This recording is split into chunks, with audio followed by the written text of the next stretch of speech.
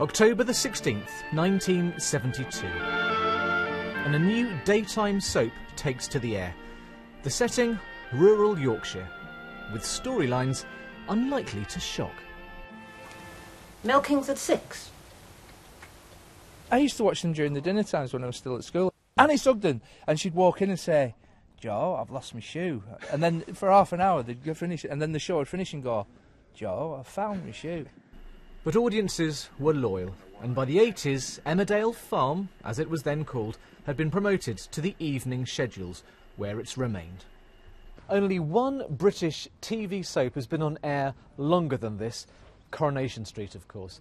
But many would argue that Emmerdale has undergone the greater transformation. Look out! The show's big moment came in 1993.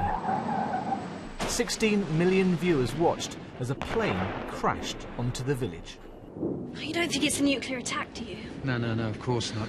The show then in 93 was lagging behind. It was perhaps too slow moving. It was ceasing to be relevant. So the big, huge, messy plane crash was a chance to completely kind of redefine and rebuild. My baby's not breathing! He's not breathing! And like many soaps, Emmerdale's storylines became more and more daring. Jackson Walsh's assisted suicide last year proved especially controversial. I'm sorry, I can't. To mark the soap's 40th birthday, the cast are preparing for the first ever live episode. I'm feeling sick. I've never done live. I'm not a big theatre kind of person. I mean, EastEnders has done it before, so has Corrie. But why do it? Why do soaps do this? You tune in because it just adds to the to the excitement and the drama No, let's be realistic here. People tune in to see people going wrong. You know, Corrie looked amazing and nothing went wrong, and they had actual people phoning in saying that wasn't live. Live? Puh. Emmerdale's longest-serving cast member has seen it all before.